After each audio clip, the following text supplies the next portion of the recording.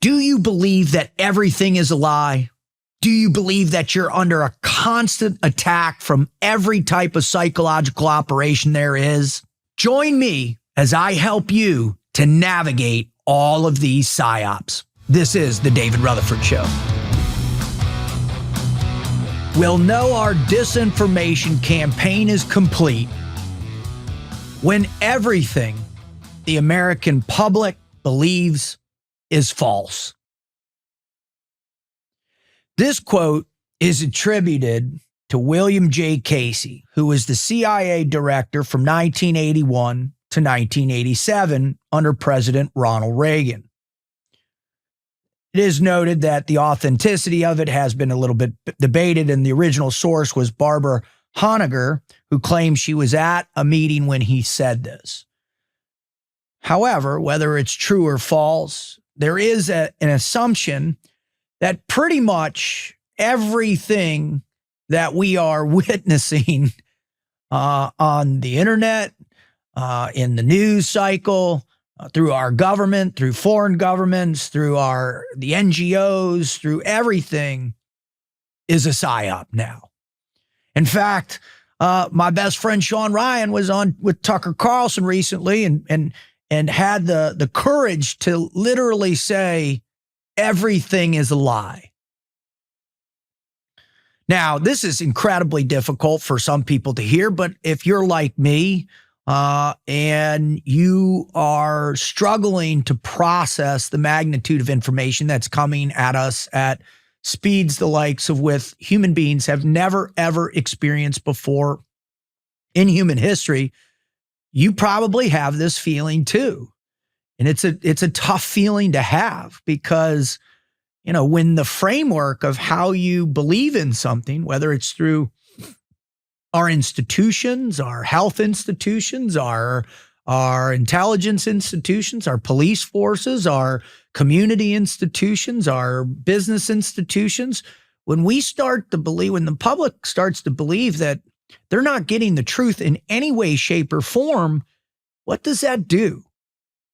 Well, it jolts the very fabric of your subjective perception of reality. Now, why have we gotten to this place? Now, Jordy and I have these conversations more than you could possibly fathom. In fact, right before we were getting on, we were talking about a couple other of the psyops that have taken place, and we've been going down these rabbit holes. We'll hopefully do a show on these in the future, but right now we're trying to investigate them to a place where we feel comfortable that we can deliver them. But, you know, I mean, I think you are well aware of this because you're feeling it. You're seeing it. These are not ideas, right? The very idea of a conspiracy theory, we know, was a term that was invented by whom, Jordy? Don't know. The Central Intelligence Agency. Why is that always the answer? And they invented it as a result of people questioning the narrative about the JFK, about President John F. Kennedy's assassination. Hell, I just saw Tim Blanchard on a video. He was in a briefing from the medical doctor who saw Kennedy in Houston and said there were 4 bullet entries into the president, which leads to believe it could have been 2 to 3 different shooters. All right. So, all right, that's the mother of all conspiracy theories, right? The mother of all psyops that has been run against the American public for a long period of time. Now, in today's show, what I'm going to attempt to do is look at this a little, objectively, if I can. Obviously, with my background, working in special operations and also working for private military industrial complex, as well as the Central Intelligence Agency, there is no doubt in my military mind, right, Jordy, that we are going to be inundated in comments and posts that, well, old Rut's just running another psyop, right? So here we go. Here we go, right? All right. So as I evaluate what's going on right now, like one of the funniest ones is people calling my best friend, Sean Ryan, a psyop, and that he's actually still working with the government, and he's trying to manipulate the masses to the tune of his, some 30+ million downloads a month. It's all being pushed by a psyop. And I can tell you that's categorically bullshit. All right. I'm a guy who talks to him just about every week, sometimes every day of the week. And that's just not the case. I'm telling you. All right. The other aspect is, the Epstein. I mean, we even had Elon Musk perpetuate another, conspiracy theory that Trump's in the Epstein files, to which, of course, Dan Bongino and Kash Patel and others and J.D. Vance have categorically said that's not true. But it's not just the Epstein. We understand now in depth so much information about Epstein and his relationships with various people across various different organizations and funding and background. And it all seems to be peculiar about how this guy comes out of nowhere and is able to do what he's doing. And, for me, the biggest one was when the attorney general in Florida or one of the deputies during that time was investigating the case, and afterwards made in a news article, I was told I can't touch him. He's part of intelligence, right? So you've got that, which is exploding and just hanging on the consciousness of all of us every day, right? Because why the hell would you protect anybody that's destroying young women or destroying young kids in any way, shape, or form, and all these malicious stories that have come out. And certainly when Virginia Dufresne commits suicide about a month ago or whatever, again, that just provokes the idea that everything's a psyop. I think the one that really, kind of woke everybody up, and I know, Jordy, you and I have talked about this, was COVID.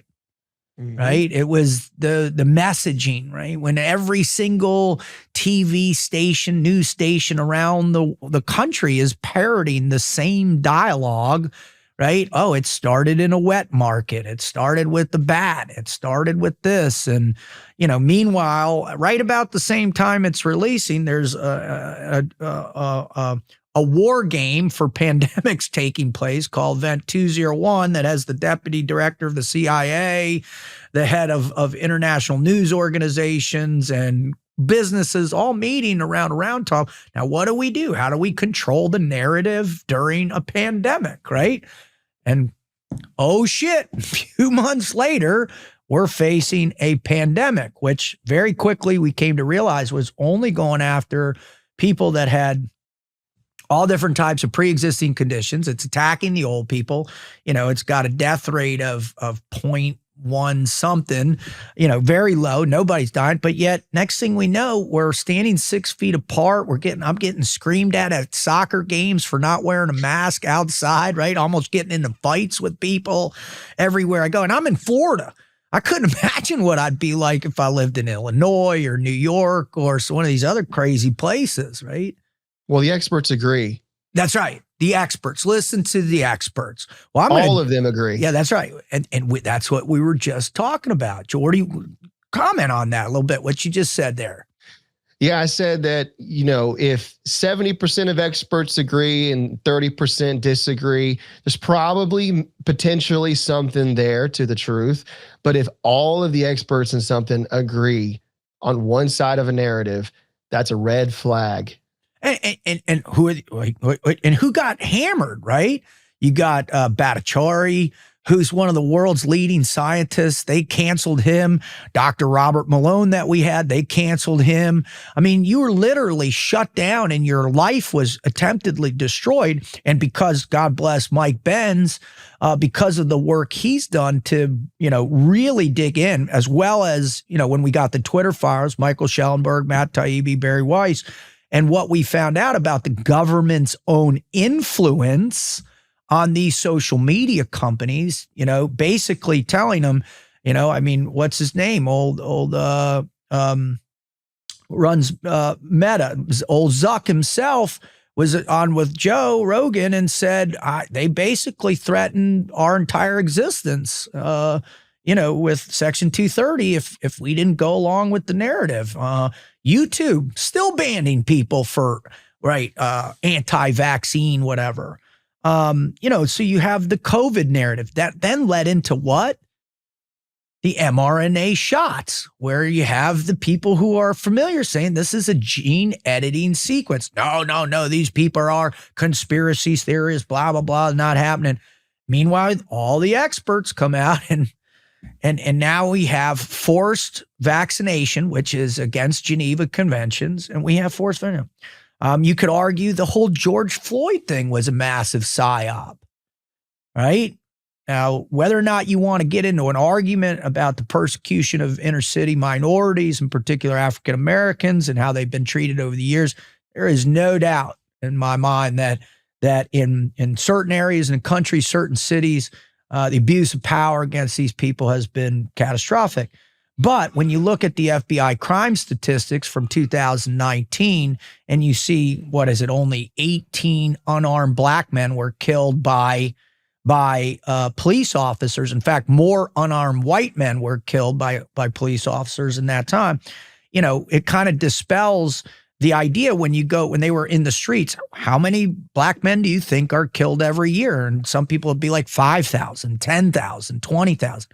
Well, where does that come from? Where does that information come from? Who's proselytizing that non-statistical, non-factual information that shifts the narrative and the psychology of a particular group or groups of people, right? Who led that? And now when we've seen the autopsy reports on George Floyd, he had enough fentanyl in him to kill a horse, right? And the guy was an existing criminal, right? He had gone to jail before by holding a gun at a pregnant woman's belly while his associates ransacked her house, and he did time for that.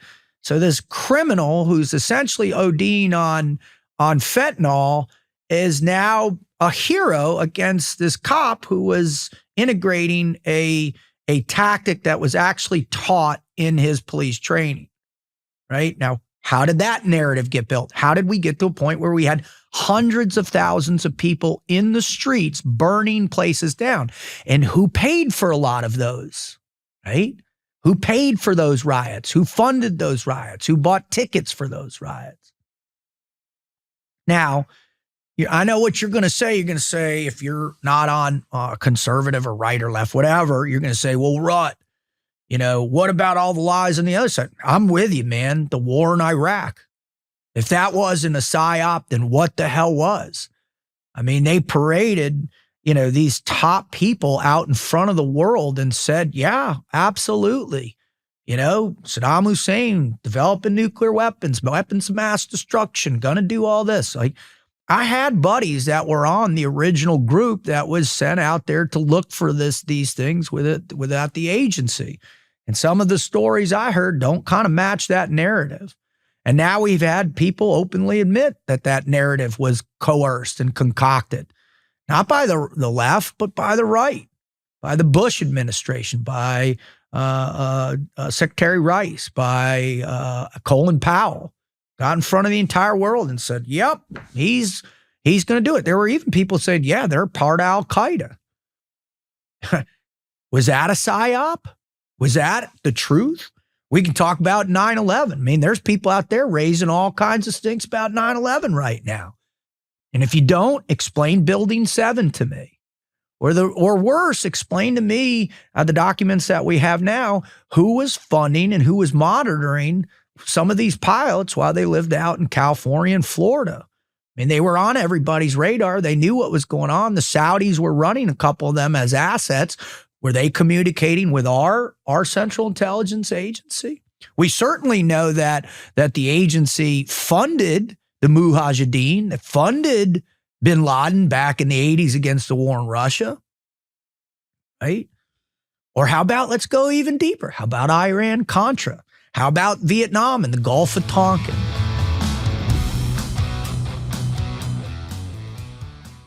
Thank you so much for listening.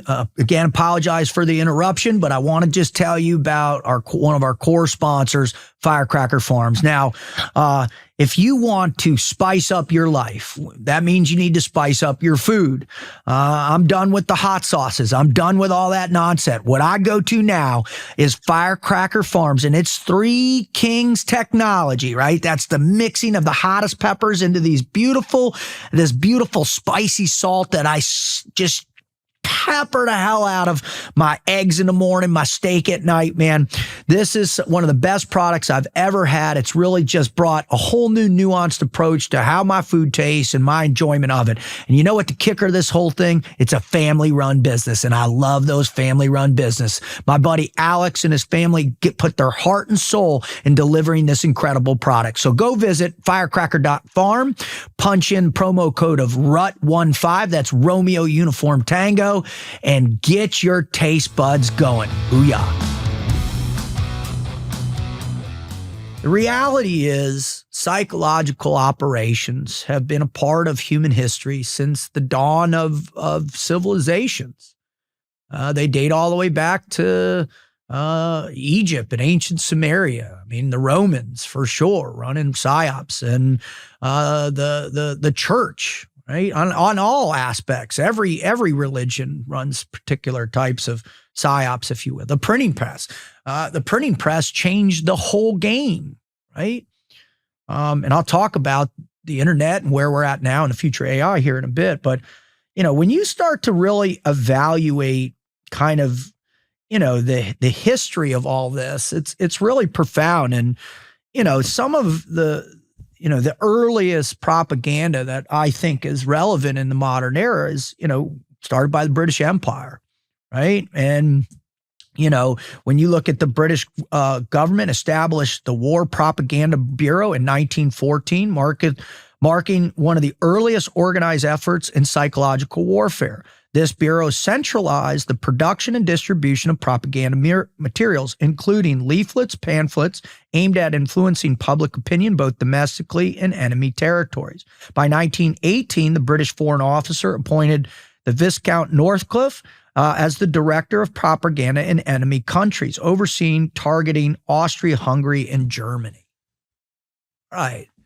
I don't think you're naive. In fact, I know you're not. I know you're smart. And I know, you've heard these things in various ways, probably throughout your whole life, whether you've watched some kind of JFK movie by Oliver Stone, or you're all over the internet now and you're gravitating towards these people or who've accessed these documents. I mean, look at Julian Assange himself. I mean, we have the WikiLeaks documents that basically proved a lot of the stuff that was going on both sides of the aisle. Right? In America, in January 1918, the U.S. War Department established the psychological subsection, later renamed the propaganda section, under Military Intelligence Division, MI2. Captain Herbert Blankenhorn, a civilian journalist, was appointed to lead this unit. The mission of the psychological subsection was to organize and implement psychological strategies to influence enemy morale and support U.S. military objectives. Between August and November 1918, the propaganda section produced approximately 5.1 million leaflets in 18 different designs. These leaflets were disseminated primarily through aerial drops, hydrogen balloons. The content aimed to demoralize German troops and encourage surrender. Interrogations of German prisoners of war and post-war analysis indicate that these efforts contributed to the erosion of enemy morale in the final months of the war. Right? Now, hold your, I'm not trying to say, America's bad, because, man, I love America more than anything that's out there. Right? There's no other place that I would ever want to live. There's no other country I would ever want to serve. I served my country. I lost friends to this. Trust me, I'm all in on America. I'm all in on this thing. I'm all in on anything that's going to make America great too, all right? But, however, this is a reality of how things are done. If you don't believe that, you're naive. Now, this is also a reality in every other place as well, too, right? I just want to talk a little bit about, let's talk about the Russian Revolution, right? Which was immeasurably component of propaganda. You had, led by prominent Bolsheviks, Vladimir Lenin, right? You have using newspapers like Pravda, co-edited by Joseph Stalin, Vyshenkolov, Molotov, amongst others. You had Leon Trotsky, who was trained in propaganda, right? They all played a major role, which led to this civil war.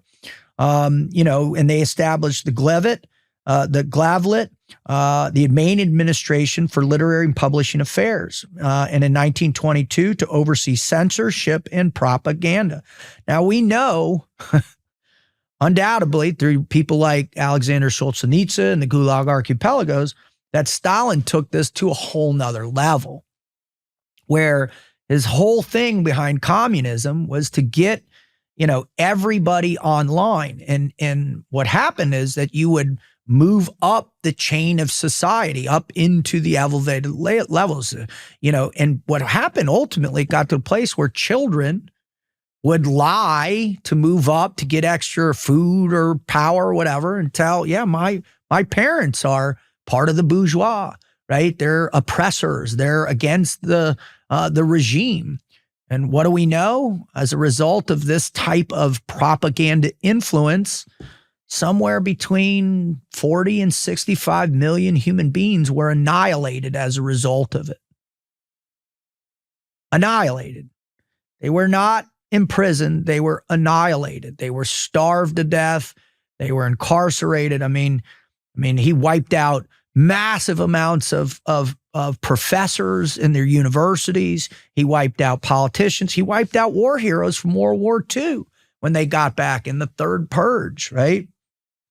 So we know, these tyrannical regimes were, they did it. And we can always talk about Joseph Goebbels, right? I mean, this guy took propaganda to a whole nother level. I mean, with his movies and the rhetoric and how he would make these insane promotional videos of Hitler and his speeches and the flags and the pomp and circumstance and the dog and ponies and, those insane, everybody Sieg Heil. And I mean, that was powerful stuff for the German people. And then whatever information that was coming out of the West, calling out his atrocities and his insanity, they would take it, flip it, and use it for the German people, right? And you combined just those two governments alone and what they're capable of, and you've got the atrocity of World War II, which is, some say 75, 80 million people, but how many people were incinerated where there was no more, you couldn't find any of them, or there were no records, or, it could be even more than we could possibly fathom. So this is something that is very much a part of who we are and what we are.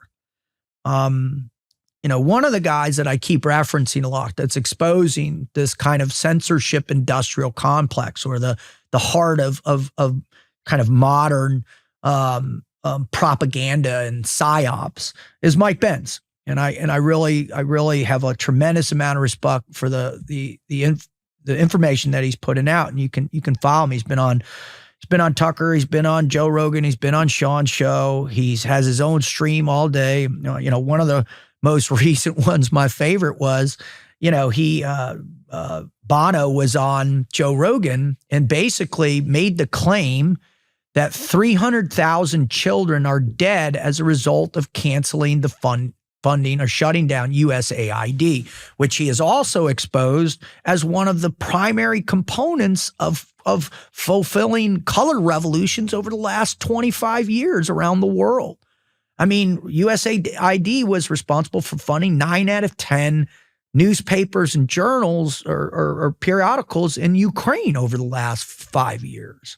So he says 300,000 based on this study that was done from one person up in the Boston area. And immediately Mike Benz uncovers that, he did this concert back in the day, Live Aid, which I remember that whole thing. I was a firm supporter. It's Feed the Starving Kids in Africa. I mean, I loved it. I loved the music. I love his music. I love U2's music. But Mike Benz came out that during that they raised $100 million, and there's an article, and you can find it under his work he did, that basically says only $5 million of that money raised went to feed children, and $95 million went to give guns to the rebels in these areas that were waging these civil wars that affected and ultimately butchered and maimed and killed all these, innocent women and children and elderly people. So, when you start to think about that, it's intense. Well, here's the one.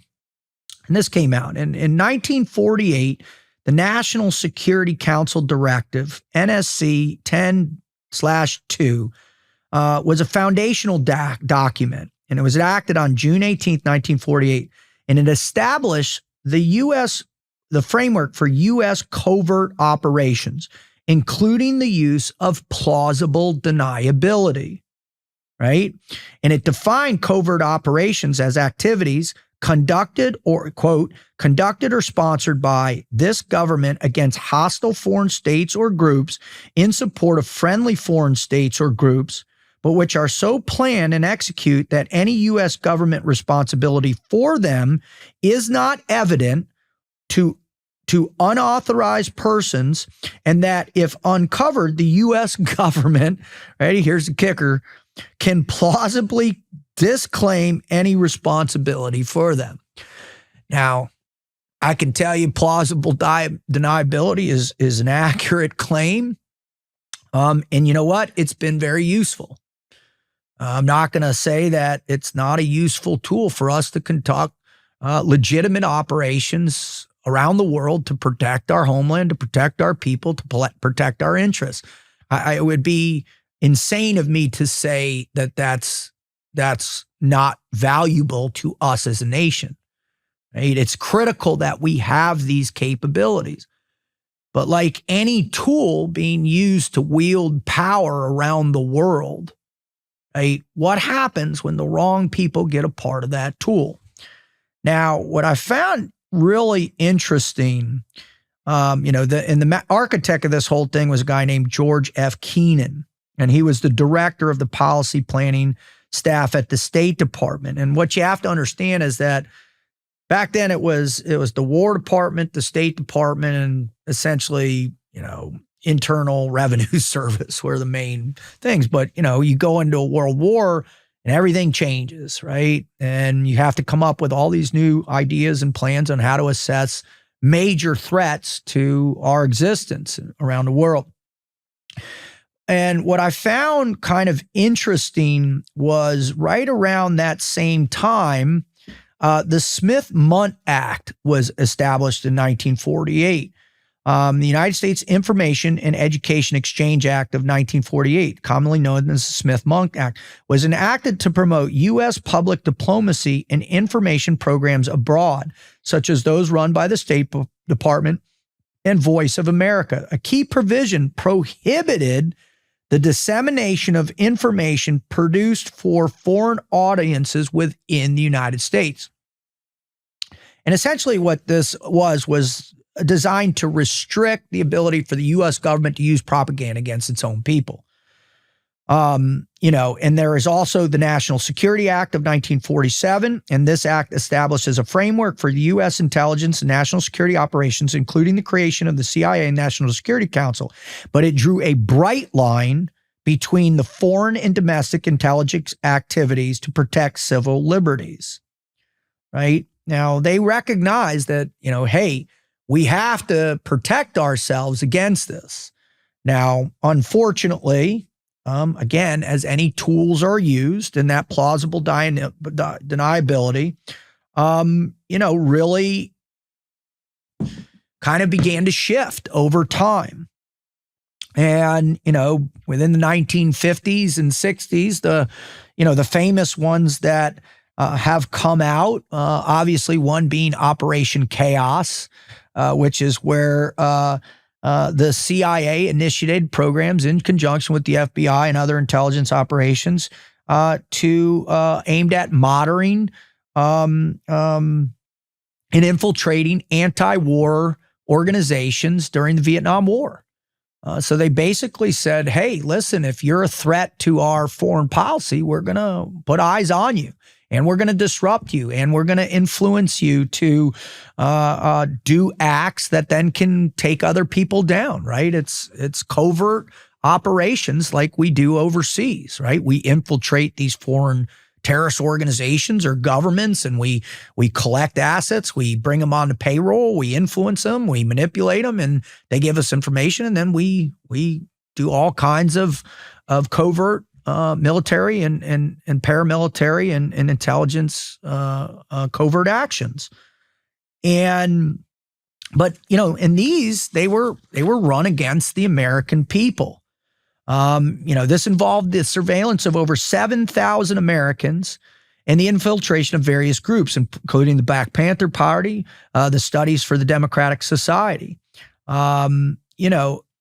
which were all kind of brought out in the Church Committee hearings in the 1970s, because then we found out about COINTELPRO, which was an FBI-led series of covert and often illegal activities armed at surveilling, infiltrating, discrediting, disrupting domestic political organizations deemed as subversives. Then we had Operation Mockingbird, right? That's where the alleged program, the CIA, began in the late 1940s, which continued through the 1970s, aimed at influencing domestic and foreign media. The CIA reportedly recruited journalists from major news outlets to disseminate propaganda, suppress information unfavorable to U.S. interests. The program was exposed in the 1970s by the Church Committee. Now, you can also get into MK Ultra, which is the one everybody wants to talk about as the ultimate psyop, where you can actually program individuals to go do your dastardly deeds. They targeted Haight-Ashbury in the late 60s. They've targeted other people, and there's information and documents that have come out that prove this all existed. The psyop of UFOs many people believe that that's been a psyop from the beginning. Now it's reaching, cataclysmic proportions where everybody and the brother is talking about this internal program. We know people are here. The skinwalkers, the reptilians, right? There's like 4 different, people living in the center of the world. Is that a psyop or isn't it? It's certainly going to destabilize people and make people afraid. It's going to question, it's going to induce fear. And that's a problem. Fear is what they're after. And fear is the thing that really prevents and provokes people to get into this. And so once that fear is initiated in you, then things change. And what was happening, the Church Committee, all this came out, the whole public was fear. They shut it down. Carter, all these operations within the agency, Intel, FBI. Then he went out of office, right? Reagan came in, flipped the switch back on. Now, if you were to imagine that those organizations are not conducting any of these, it's just simply not true. We know it's not true. Now, the question becomes, to what degree? What we do know is that none of these acts or provisions or laws that prevent, right, along with other executive orders and the ability of the DOJ that prevent all this stuff, what is not questioned and is not tackled are outside industries, right? Is the NGOs of the world, right? The different industries and what they tell us. The food industries. Oh no, that's perfectly safe to eat. The pharmaceutical companies, which have been indicted and essentially had to pay the most dramatic fines in human history, but yet for some reason they still have plausible deniability. They've got these immunity issues, these liability clauses like the mRNA vaccine. How come? Why do we do that? Right? Why do we give people blanket pardons? Right? Why does the Biden family get pardoned? Why does Fauci get pardoned? Why do 8,000 people get pardoned? That's on both sides. I mean, both sides have a substantial way of pardoning people. Why are we doing that? Why do we protect that? What's going on? Now, here's what I'm going to tell you. Everything is definitely not a psyop, right? I'm 100% telling you quantifiably, we give a lot more credit to these organizations than they deserve. And it's not to say there are some of the most talented people on the planet. Man, I worked with some people at where I worked, in particular, a few direct hires that I worked with were phenomenal. I mean, these guys and these women that I worked with were incredible patriots, incredibly dedicated. One of my closest friends out there is still doing it, and he is, bar none, one of the most people that has the highest integrity of people I've ever met in my life. Same in DOD and special operations, right? So not everything is a psyop. It makes it easier for us to question, but what it does is it provokes a deeper sense of critical thinking. And that's what I need you to do. I need you to start thinking more critically, not to believe every single X post that exists, right? To really get in to the understanding of how these things are taking place, right? You know, we have been lured in by these mythologies of our past to believe that things are in these binary choices, right? Everything's either communism or everything's either fascism. Everything's either capitalism or everything's either, totalitarianism, right? Now, a lot of that is true. And there are definitely nefarious organizations on every side trying to work for their own political and financial gain. Just ask my friend Ian Burlingame, for sure. But there's also a significant amount of people on this planet that are not trying to generate psyops, that are not out there manipulating for any other reason but trying to influence you because they believe something in their heart. I think that's where this show comes from. I've been around enough and seen enough to know that, you know, the best way to try and influence people is to tell them the truth and how you feel and what you believe, right? And if you get hit with a hard question, you know, to come up with a difficult answer within yourself, to scan the complete narrative of how you look at what our core values are.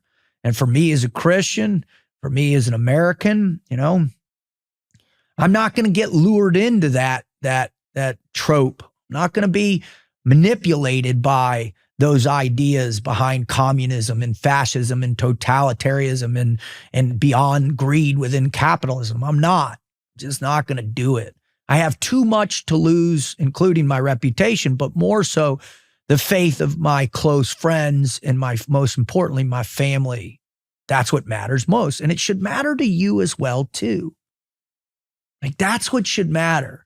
Are you out there reposting these things because you like to get more clicks, or you like to stir the pooch, or you just like to hammer people that you don't agree on ideologically? Remember, the whole idea of all of this propaganda, all of these psyops, is to make you and me hate each other. That's the whole point behind this stuff, is to get them to make us divided, to make us against each other on these other things over here that are distracting, these other things, instead of paying attention to the bigger things. Like, you know, why is our deficit increasing by $1 trillion every 3 months? Why are we conducting proxy wars overseas that could potentially lead to World War III? Why are we being taxed at such an insane rate that it's destroying the futures of young people today who can't buy a house, who can't pay off their loans, who can't pay for their whatever it is? People, and that's why nobody's getting married, nobody's having kids, nobody's doing that. You know, I do understand that there's a certain group of people that want the breakdown of our society to take place, to move people away from faith, to break down the family. And yeah, that's real too. But is it enough to make you stop believing in what you know to be the truth, right? So the questions you have to ask yourself is who is perpetuating the narrative that you're being influenced by. Who specifically? What person? What's their background? Where do they come from? What are their belief systems? When did they start? Right? Where do they come from? Right? Why are they perpetuating the narrative? The other is who's paying for their narrative? Where's the funding about it? Where's that coming from? And within that payment system, are they hiding it? Are they affiliated with other groups, organizations that they're being fed by that are conducting other different psychological operations or nefarious activities? You know? And then also, what studies, what research, the experts, if you will, what facts are being used to influence you? We see these little pieces, these statistics come out, but yet all of a sudden now we take that one little thread, that one little thing, and we slap it down as the ultimate designation of our ideology. Why? Why are you doing that? We need to get past those superficial designations, those superficial threads of our ideology, and get back to the root of what we genuinely believe in. And what I believe is the overwhelming majority of us believe in the same thing. Now, regardless of what you believe or which side you're on with Trump and Elon, whatever, he ran this amazing poll on his account yesterday, and it said, "Do you believe that America needs a new party?" And when I looked at the last, there was 1.7 million votes that had been conducted, and over 83% of those people who voted said, yes, we need to break that down. That's part of this whole idea that we're being lied to by the two parties that have been in charge for a very long time. But also I think it's a condemnation of the experts and the institutions that now we all feel are in jeopardy. We don't believe the experts anymore. And there's a reason, you know. And then the last part is I want you to really think about what is the intent of the article, the post, the video, or the story that's being told to you. What's the intent? For me right now, my intent is to get you to think, to pull out of the hole you're in because of the pressures, the tsunami of information that's being thrust at you, to get you to back away, to not engage, to break contact, because that's what everybody wants you to do. As long as you're disengaged from these critical things of your local government, your local communities, your state governments, to get you to disengage because it's overwhelming to you. That's the intent. And I even started to talk about AI. I mean, there's people out there, when you listen to these experts, there will come a time where nothing is distinguishable. You won't be able to tell between what's real and what's not. And what does the American public demand there? We remember the last time, right? Do you remember? You remember how you felt after 9/11? You remember how you were whipped into a frenzy to go after an adjective or a verb called terrorism? What is, who's terrorism, right? And we're able to manipulate that concept constantly. Well, wait till AI is running the show. Currently, there are bot farms. I heard someone tell me once that kind of was in the know. There's a 2 million people in China that are tasked with generating mis and malinformation, all the different whatever, controlling these bot farms over in China. Right? You don't think that's happening over in Russia and Ukraine and Africa and Iran and Israel and the U.S. government itself? You don't think we're doing all that as well too? So when AI gets to a place where it's indistinguishable, what do? Do we come out and say we want Patriot Act 2.0? Like you heard me in the one I talked about that week in review, and I talked about the one big beautiful bill, that little provision about no state can question the federal government's AI implementation or spending. Why do they do that? Why do they put it in there? Right? Because they want control of the narrative. And it's going to get tougher and tougher. But here's what you're going to do. Right? This is what you're going to do. You're going to learn to think critically. You're going to surround yourself with people that are able not to be too emotional one way or the other. You're going to go fact by fact. You're going to unwind that pull, them sucking you into these ideological ideas, these ideological constructs that have been in play for thousands of years in different civilizations in one way or another. We're going to get back to that fact by fact. Now, I know what you're saying, Rut. You're going, Rut, how do I know what's a fact and what's not? Therein lies the dedication, the commitment to what you believe in. And if you're a true seeker of the truth, because as you know, the truth will set you free.